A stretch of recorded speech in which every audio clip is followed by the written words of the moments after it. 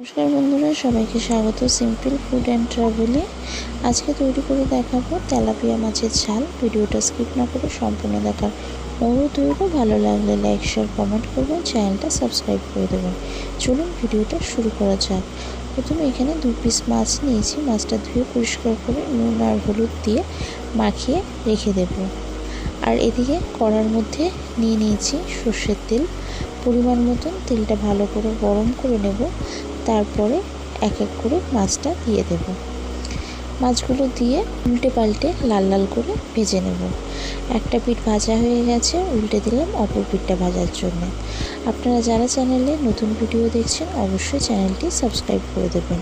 পাশে থাকা বেল আইকনে ক্লিক করে দেবেন যাতে সবার আগে নোটিফিকেশন গিয়ে পৌঁছায়। মাছগুলো ভাজা হয়ে গেছে, তুলে রেখে দিয়েছি। আর ওই তেলের মধ্যে দিয়ে দিলাম আলুটাও ভেজে নিয়েছি, তুলে রেখে দিয়েছি। আর দিয়ে দিচ্ছি সেই তেলে একটা মিডিয়াম সাইজের পেঁয়াজ কুচি।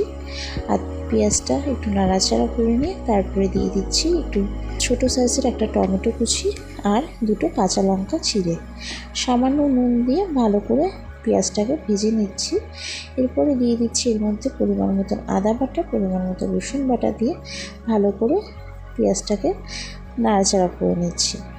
আপনারা যা চ্যানেলটি সাবস্ক্রাইব করেছেন তাদেরকে অসংখ্য অসংখ্য ধন্যবাদ। এর মধ্যে গুঁড়ো মশলা দিয়ে দিচ্ছি পরিমাণ মতন হলুদ গুঁড়ো, জিরে গুঁড়ো, ধনে গুঁড়ো আর কাশ্মীরি লঙ্কার গুঁড়ো দিয়ে সামান্য জল দিয়ে ভালো করে মশলাটাকে কষিয়ে নেব, নিচে না লেগে যায়।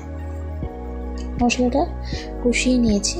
যেহেতু মাছ রান্না করছি মশলাটা খুব বেশি কষাবার প্রয়োজন নেই। গোটা গোটা পেঁয়াজ থাকবে, মুখে পড়বে, ভালো লাগে খেতে। এখানে মশলাটা কষানো হয়ে গেছে। এবার এর মধ্যে ভেজে রাখা মাছ আলুটা দিয়ে 2 থেকে 3 মিনিট ভালো করে একটু উল্টে পাল্টে একটু নাড়াচাড়া করে নিচ্ছি।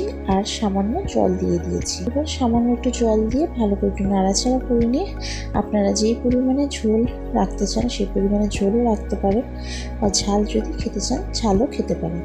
এখানে মাছের তরকারিটা পুরো তৈরি হয়ে গেছে। এবার নামিয়ে রেখে দিয়েছি। এখানে তেলাপিয়া মাছের ঝাল পুরো তৈরি। আপনাদের ভিডিওটা কেমন লাগলো অবশ্যই জানাবেন। আশা করি ভালো লেগেছে। ভালো লাগলে লাইক শেয়ার কমেন্ট করবেন, চ্যানেলটা সাবস্ক্রাইব করে দেবেন, পাশে থাকা বেল আইকনে ক্লিক করে দেবেন যাতে সবার আগে আপনার কাছে নিত্য নতুন ভিডিও নোটিফিকেশন গিয়ে পৌঁছায়।